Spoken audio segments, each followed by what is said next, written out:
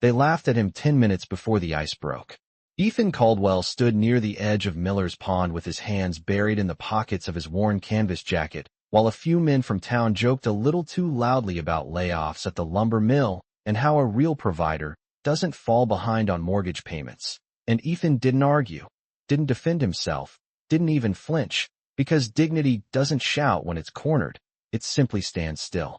The Winter Harvest Festival carried on around them, children racing across the frozen pond in rented skates, the smell of kettle corn drifting through the sharp January air, strings of white lights trembling in a steady 12-mile-per-hour wind that swept across the Nebraska flats. And for a moment it felt like any other small-town Saturday, where pride mattered more than truth. "Careful out there," someone called half-heartedly to the kids. "That ice isn't as thick as it looks." But warnings are easy when nothing has gone wrong yet, and laughter is even easier when the quiet man in the corner seems like the safest target. Ethan glanced toward the center of the pond where two identical pink knit hats bobbed side by side. Twin girls spinning in careful circles, their mittened hands linked together, and he noticed something others didn't, a faint spiderweb line beneath the surface, a subtle gray fracture stretching like a whispered threat under 6 inches of frozen calm. "Relax, Caldwell," another voice teased. "You planning to save the day or something?" The words hadn't finished echoing when the sound came. Not loud, not dramatic, just a sharp crack that split the winter air, followed by a splash that didn't belong in January. The music from the loudspeakers stuttered into silence. One hat vanished, then the other. Mothers screamed names into the wind.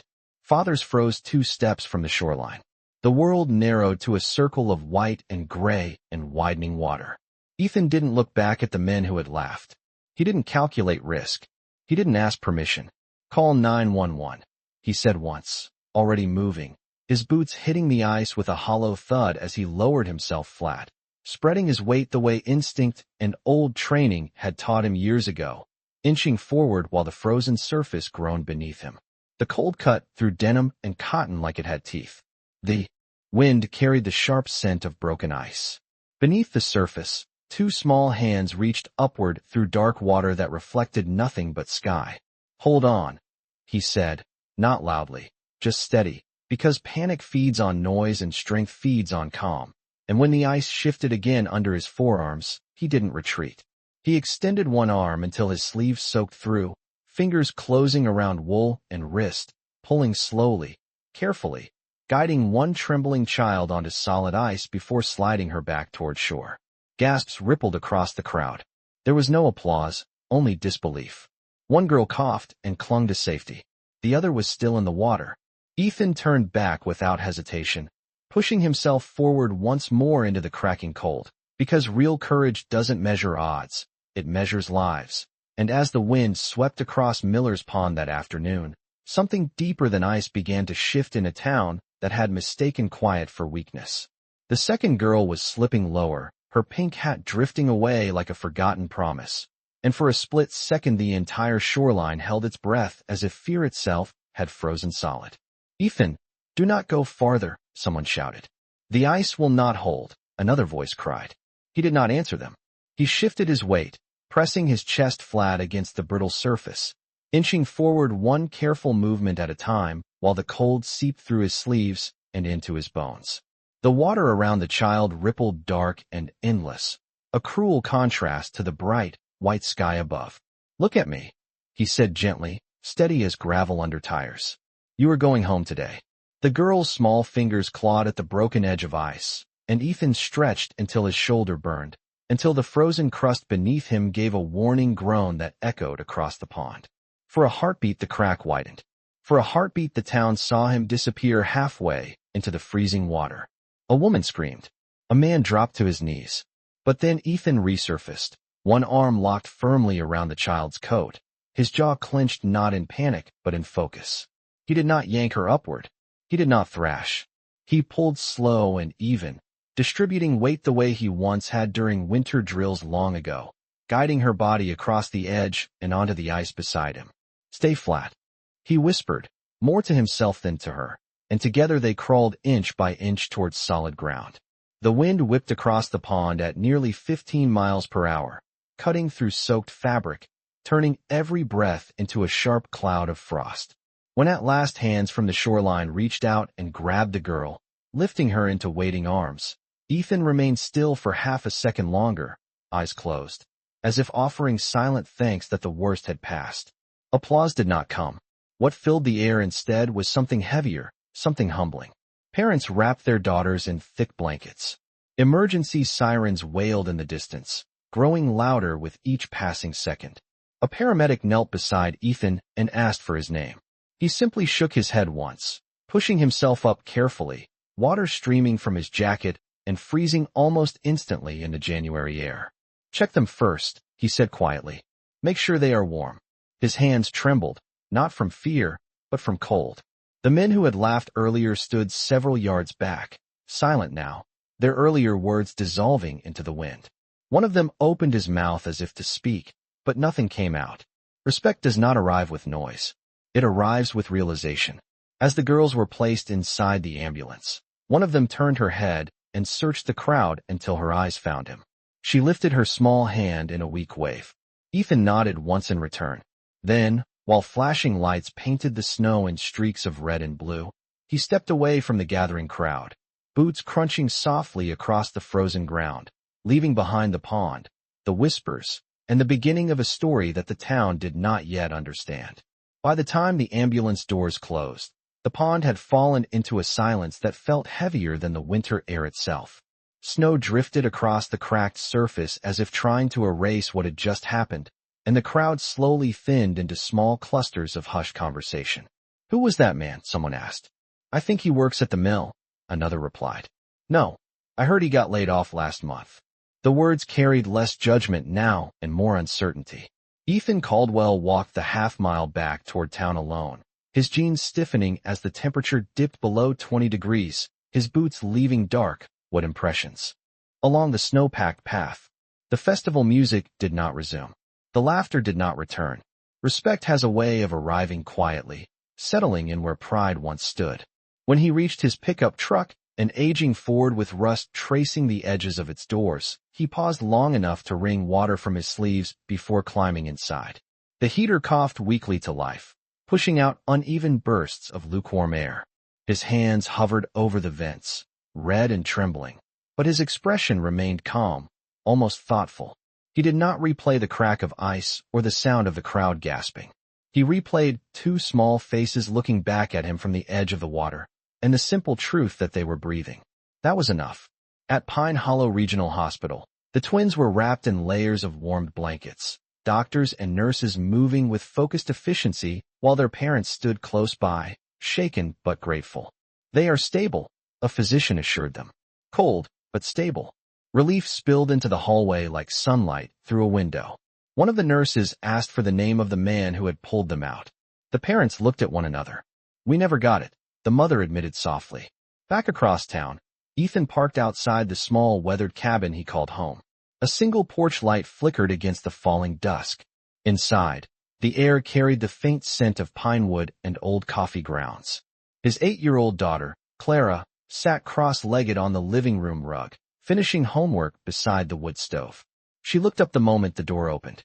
"Dad, you are soaked," she said, eyes wide. He offered her a small smile.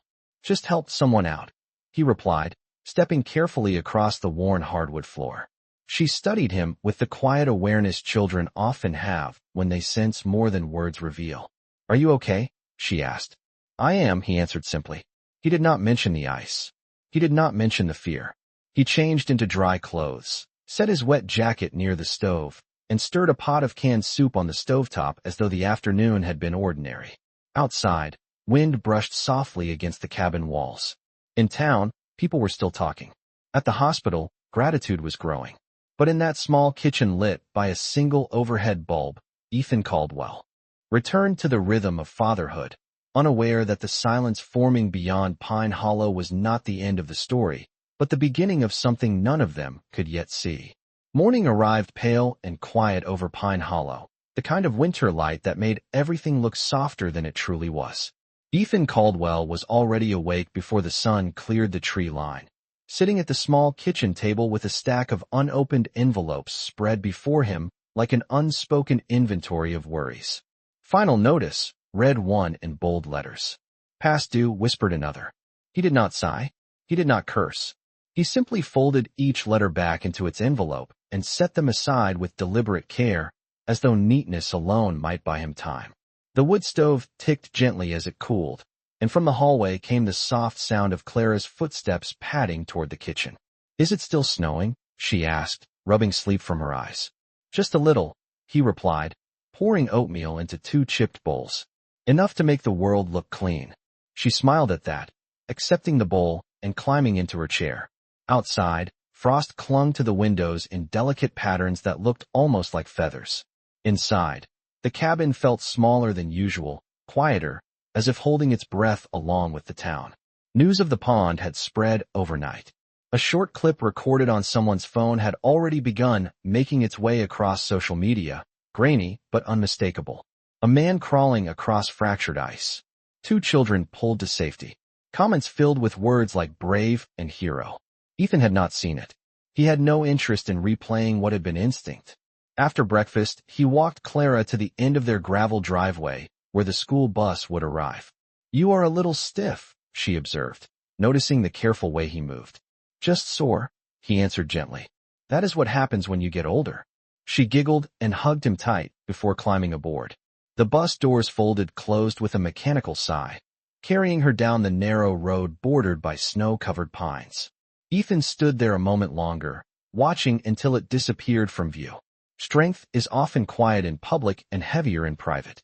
Back inside, he pulled on work gloves and stepped into the shed behind the cabin where he repaired small engines.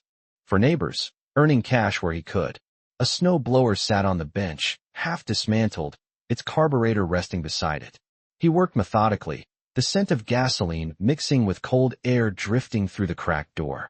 Every turn of a wrench felt grounding, steady, real. He did not think about cameras. He did not think about applause. He thought about due dates and heating bills, and whether the bank would extend one more month of grace. Around noon, his phone buzzed on the workbench. A number he did not recognize flashed across the screen. He let it ring once, twice. Then it stopped. Silence returned, thicker than before. In town, conversations were still unfolding. At the hospital, the twins were resting comfortably under watchful eyes. In the quiet space between one ordinary morning and the next unexpected call, Ethan Caldwell continued living as he always had, unaware that somewhere beyond Pine Hollow, gratitude was gathering momentum, and that sometimes the true miracle begins long before it arrives. By late afternoon, the video had traveled farther than the county line, farther than the state line, farther than anyone in Pine Hollow would have imagined. And yet inside his small shed, Ethan Caldwell was unaware that his name had begun circulating in rooms he would never step into. "That is him," someone commented beneath the clip. "Find out who he is." He did not even wait for recognition, another wrote. The grainy footage showed only fragments, a man moving steadily across fractured ice, 2 children pulled towards safety. No dramatic music, no staged heroics, just quiet action in brutal cold. At the hospital, Lily and Nora Harper were propped up in matching beds near a window where winter sunlight spilled across white blankets. Their mother held each of their hands, still shaken but steadier now. "We owe him everything," she whispered. Their father nodded, staring at the replay on his phone. "I want to thank him properly," he said. "Not with words. With something that matters." Across the hall, a tall man in a dark overcoat listened without interrupting. He had arrived that morning on a private flight to Omaha, then driven 2 hours in silence to Pine Hollow. His silver hair was neatly combed, his posture composed, his expression thoughtful rather than frantic. Charles Whitmore had built an empire from logistics and energy investments, a network of companies that moved goods across continents and influenced markets before most people finished their morning coffee. Yet in that hospital corridor, titles meant nothing. "Have you identified him?" he asked calmly. A staff member nodded. "Ethan Caldwell. Local resident. Recently laid off from the lumber mill." Charles absorbed the information without visible reaction. "Prepare the cars," he said quietly. "We will thank him in person." Back in the shed behind his cabin, Ethan tightened the final bolt on the snow blower and wiped his hands on a clean rag. His phone buzzed again with another unknown number. He ignored it, focusing instead on the steady rhythm of practical work. "Dad," Clara's voice called from the porch as she stepped off the school bus, boots crunching against packed snow. Everyone at school was talking about the pond. He met her at the door. Kids talk, he replied gently. You did not tell them it was you? She asked. He shook his head once. Some things do not need to be announced. She studied him carefully, as though measuring the weight of that answer. Evening settled early, the temperature dropping to 18 degrees as lights flickered on along the narrow road leading into town. At the local diner, conversations softened when Ethan stepped inside to pick up a sandwich order. Eyes followed him, not with ridicule now, but with something closer to respect. Coffee is on the house tonight, the waitress said quietly. He nodded his thanks, but left a few dollars anyway. Outside, wind carried the distant hum of engines approaching from miles away, a low synchronized sound unfamiliar to a town accustomed to pickup trucks and farm equipment. Ethan did not hear it yet. He sat at his kitchen table later that night helping Clara with her spelling words, unaware that gratitude was no longer forming quietly behind hospital walls, but moving steadily toward Pine Hollow, mile by mile, vehicle by vehicle, bringing with it a moment that would test not his strength, but his humility. The sound arrived just after sunrise, low at first, like distant thunder rolling across flat land, steady and synchronized in a way Pine Hollow had never heard before. Clara looked up from the kitchen table, where she was finishing a math worksheet. Dad, what is that? She asked, tilting her head toward the window. Ethan paused mid-sip of coffee, listening. Engines. Not one. Many. The vibration carried through the frozen ground before the vehicles even appeared, a deep mechanical hum growing louder as it turned off the highway and onto the narrow two-lane road leading into town. Outside, frost clung to fence posts and mailboxes while neighbors stepped onto porches, curious and cautious. Then they saw them. Black sport utility vehicles, polished to a mirror shine, moving in a slow, deliberate line, 10 in total, each spaced evenly, headlights cutting clean beams through the pale morning air. Is that a funeral? Someone whispered across the street. Federal agents? Another guessed. Children pressed their faces against living room windows. The convoy did not speed. It did not flash lights. It moved with quiet authority, tires crunching over snow-packed asphalt at exactly 25 miles per hour. At the diner, coffee cups froze halfway to lips. At the gas station, conversations stopped mid-sentence. Pine Hollow was used to tractors and pickup trucks, not tinted windows and out-of-state plates. The vehicles passed Miller's Pond without slowing, then continued toward the cluster of small cabins along Pine Ridge Road. Ethan stepped onto his porch, hands in the pockets of his flannel jacket, watching as the first SUV eased to a stop in front of his gravel driveway. The second pulled in behind it. Then the third. One by one, the remaining vehicles lined the narrow roadside in precise formation. Clara's voice drifted from behind him. Dad, she said softly. He did not answer immediately. The engines shut off almost simultaneously, leaving behind a silence that felt heavier than the noise that had preceded it. Doors opened in measured sequence. Men in tailored coats stepped out first, scanning the surroundings not with suspicion but with careful awareness. Then from the center vehicle, an older man emerged, tall, composed, silver hair catching the morning light. He adjusted his gloves slowly, surveying the modest cabin, the woodpile stacked neatly beside it, the pickup truck with faded paint. Neighbors began gathering at a respectful distance, whispering speculation into the cold air. Ethan walked down the 3 wooden steps of his porch, boots pressing into fresh snow. He did not straighten his shoulders in defense. He did not retreat. Can I help you? He asked calmly, voice steady. The older man approached with unhurried steps, extending a gloved hand. Mr. Caldwell, he said, his tone neither loud nor dramatic, but firm with purpose. My name is Charles Whitmore. I believe we owe you a conversation.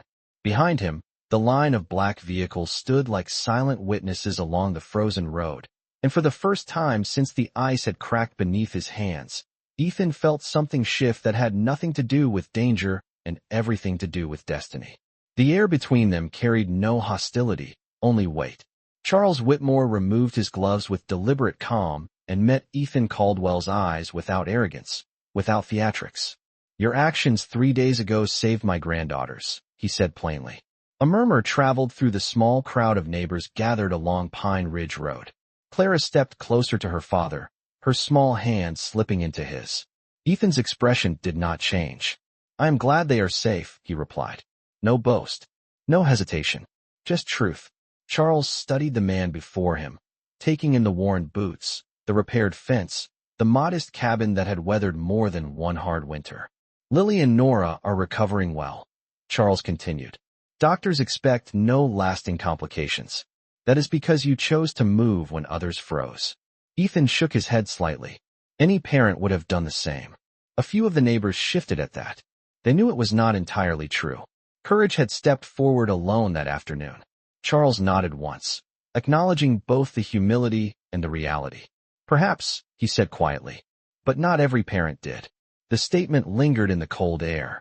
Behind them, the line of black vehicles stood motionless, engines silent, their presence no longer intimidating but symbolic. Gratitude had arrived in formation. "My family believes in honoring character," Charles went on. "Not publicity, not spectacle. Character." He gestured subtly toward one of his associates, who opened a leather portfolio and handed him a document. "We would like to establish a fully funded educational trust for your daughter," Charles said, glancing toward Clara with a softened expression. "Tuition, books, living expenses, through any accredited university she chooses. No conditions." Gasps rippled through the onlookers. Clara tightened her grip on her father's hand. Ethan did not look at the document. He looked at his daughter. "That is not necessary," he said gently. "I did what anyone should do." Charles's voice remained steady. "It is not payment. It is recognition. There is a difference." Silence followed. Snow drifted lightly between them, settling on shoulders and boots alike, equalizing wealth and want beneath the same sky. "There is more," Charles added. "Our company is opening a regional logistics facility 40 miles from here. We need a safety director, someone who understands responsibility when seconds matter. The position comes with stability, benefits, a salary that would remove certain pressures." Ethan understood what he meant. Mortgage notices, utility deadlines, quiet burdens carried without complaint. The town waited for his answer. Ethan inhaled slowly, the cold air filling his lungs. "I will not accept charity," he said at last, "but I will consider work." Charles's eyes warmed with something close to respect. "Then consider this an offer of employment," he replied, "earned by integrity." Another pause settled over Pine Ridge Road, heavier now with realization than curiosity. The men who had once laughed stood at the edge of the gathering, their expressions no longer amused. Ethan finally extended his hand. "I appreciate that," he said. Their handshake was firm, unhurried, grounded not in transaction but in mutual regard. Around them, the town that had measured worth in gossip now witnessed something quieter and far more powerful. Respect does not arrive with applause. It arrives when humility meets honor and neither has to raise its voice. The handshake ended without spectacle, and for a long moment neither man spoke. Snow settled lightly on the shoulders of tailored coats and worn flannel alike, erasing visible differences beneath the same winter sky. Charles Whitmore glanced toward his associates, who remained respectfully distant, then back at Ethan Caldwell. "There is one more matter," he said, voice measured, not performative. "My granddaughters would like to see you." A subtle shift moved through the gathering. Ethan hesitated, not out of fear, but out of instinct. He was not a man who sought recognition, yet he nodded once. "If they are well enough." One of the SUVs eased its rear door open, and moments later Lily and Nora stepped out carefully, bundled in matching wool coats, their pink hats replaced by thicker winter caps. Their boots pressed small, deliberate tracks into the snow as they approached. The crowd grew quiet again, but this silence carried warmth rather than tension. "That is him," Lily whispered, though her voice carried clearly in the still air. Nora tightened her sister's hand, but did not look away. Ethan knelt slightly to meet them at eye level, his posture softening in a way only children could draw out. "You are looking stronger," he said gently. "We wanted to say thank you," Nora replied, her words careful and sincere. "Mom said we are here because of you." Ethan shook his head lightly. "You are here because you held on," he answered. The twins exchanged a glance, then surprised him by stepping forward together and wrapping their small arms around him. It was not dramatic. It was not staged. It was simple gratitude expressed without calculation. Clara watched from the porch, something bright filling her eyes as she saw her father receive affection instead of doubt. Charles observed quietly, hands folded in front of him. Character reveals itself in crisis, he said, almost to himself. But humility reveals itself afterward. Ethan stood, brushing snow from his knees. They owe me nothing, he said calmly. Seeing them safe is enough. Charles nodded. And yet, what we offer is not repayment. It is alignment. The world needs more men who move toward danger instead of away from it. The statement lingered in the cold morning air. Neighbors who once whispered now stood with open respect. One of the men who had laughed days earlier stepped forward awkwardly.